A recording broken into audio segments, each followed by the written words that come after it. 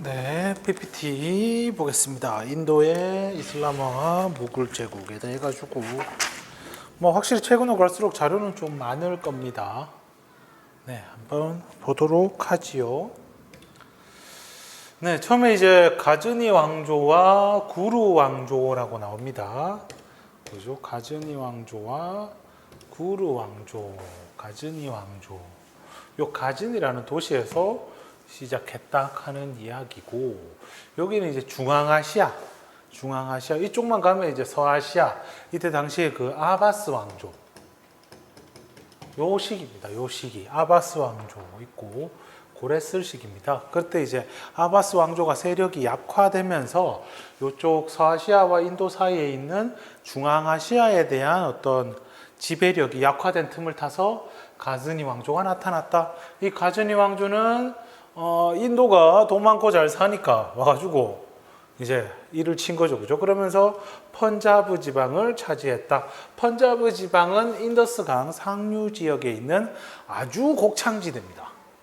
알겠지요? 이렇게 이해하시면 되고, 그리고 그 뒤에 이제 구루 왕조라고 나와가지고 요 구루 왕조에서도 이렇게 인도 북인도 지역을 지배하였다. 이렇게 이해하시면 될 것 같습니다. 네. 그리고 이제 델리 술탄 왕조라고 나오게 됩니다. 델리 술탄 왕조, 요 델리 지방을 중심으로 해서 나왔던 왕조인데, 좀 할 때는 좀 TMI로 했었어요.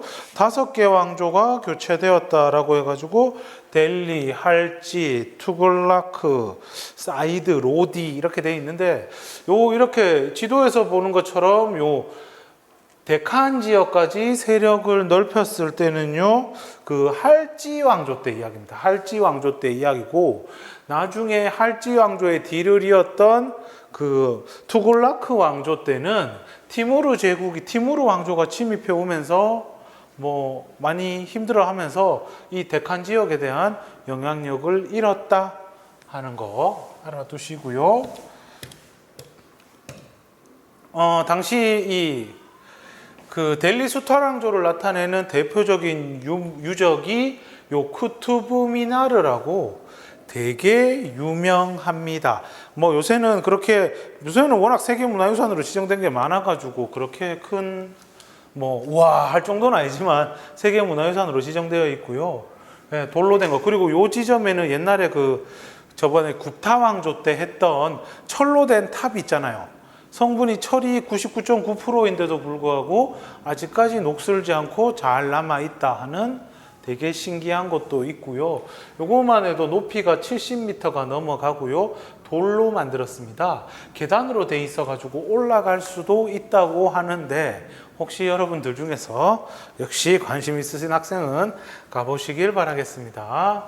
자, 그리고 이제 인도 지도를 갖다가 보여줬는데, 그냥 그 얘기한 것 같아요. 여기 데칸 반도가 이런 산맥들로 이루어져 가지고 되게 점령하기가 곤란한 지역이다. 이런 식으로 이야기를 하고 싶었나 봐요. 네. 그래가지고 이제 그 무굴 제국 시대가 되면서 아크바르 대제 때도 여기 데칸 지역을 점령 안 했다가 나중에 아우랑제부 시대 때 이렇게 했다 하는 얘기인데, 둘의 정치는 좀 차이가 많지요. 아크바르 같은 경우에는 그 힌두 교도들을 갖다가 관용 정책을 취했고, 아우랑제부는 이슬람 중심주의를 취했고, 결국 이런 차이가 결국엔 혼란기를 만드는 거겠지요. 네, 그렇습니다. 네, 왼쪽에 있는 이 사람이 바부르고요. 그 무굴 제국을 만들었던 사람이고, 그 아들인 후마윤입니다. 아까도 얘기했지만 바부르가 후마윤이 아파가지고 긍긍하려니까 신이시여 아들 대신에 차라리 나를 데리고 가달라 해가지고 결국 이 사람이 떠났다고 하는 이야기가 있습니다. 병사들이 되게 많이 따랐어요. 그러니까 우즈베크인한테 몰려가지고 티무르 왕조에서 쫓겨나서 인도 여기저기 방황하면서 있음에도 불구하고 일정 수준의 세력을 유지할 수 있었던 게, 이 사람이 어떻게 보면은 병사들을 끄는 힘이 되게 있었다 하는 얘기죠. 아까 얘기했듯이 항상 선두에서 싸우고 눈이 오거나 비가 오거나 눈을 치워야 된다 하면은 병사들과 함께 눈을 치우고 뭐 이런 모습들, 그죠? 그다음에 후마윤 시대 때는 이 사람도 되게 뛰어나긴 하지만 각 지역에서 일어난 반란 때문에 사실 북인도 지역을 바부르 시대 때 거의 다 차지를 합니다만 바부르가 죽고 나서 이게 오래 못 가거든요. 네. 후마윤이 그렇게 나이가 많은 그것도 아니었고 하니까 각 지역에서 일어난 반란 때문에 억수로 고생을 하고 쫓겨다니고 그랬습니다.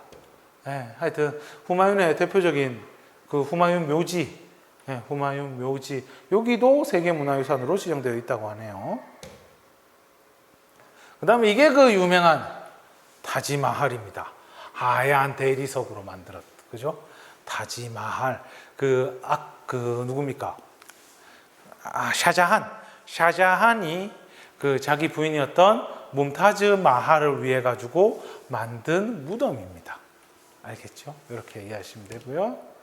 그리고 네, 위에서 보면 이렇고요. 나중에 근데 샤자한이 말년에 좀 안 좋거든요. 아이고,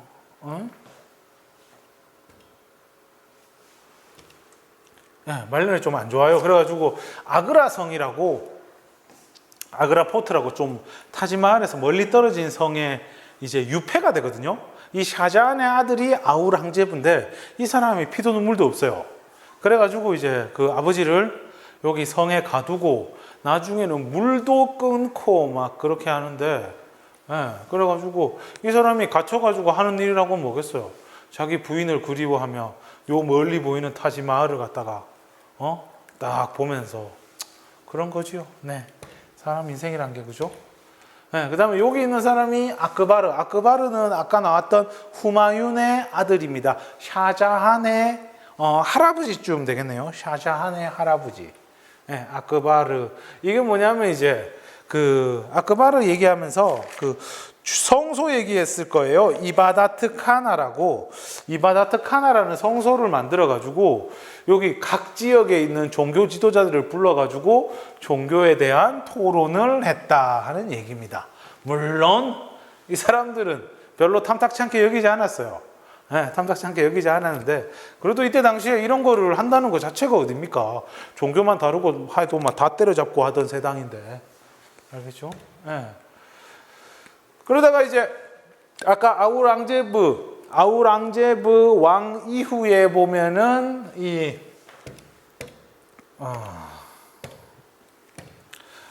데칸 지역에 있는 마라타 동맹, 이 펀자브 쪽에 있는 시크 교도 해가지고 얘네 둘이가 엄청나게 이제 벌어진 거죠. 네, 엄청나게 이제 많이 괴롭히고 이래 돼가지고 결국에는 나중에는 뭐 이렇게 많던 무굴 제국의 영토가 여기만 나중에 남죠.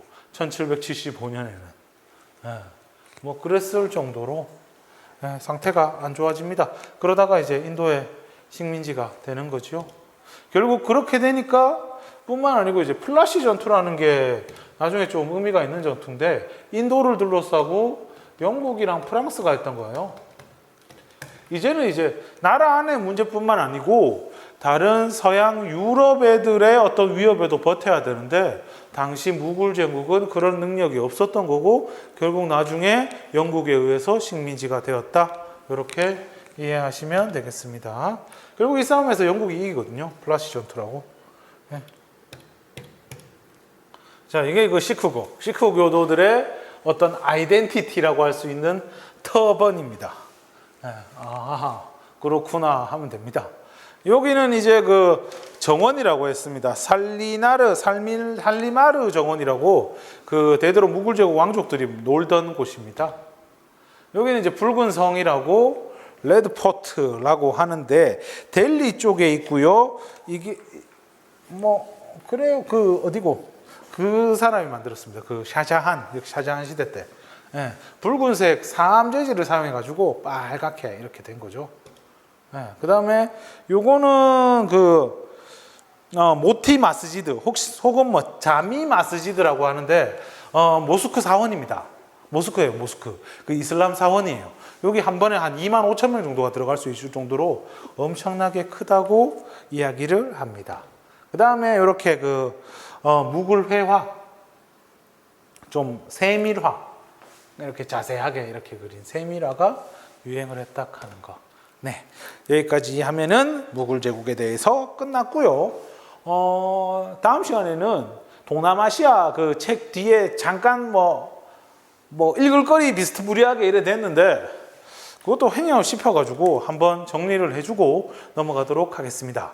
아마 내 소원대로 오프라인 계약을 이제 슬슬 한다면은 거기까지 하면 다음 시간에 찍는 게 진짜 마지막일 겁니다. 네, 이렇게 했습니다. 안녕.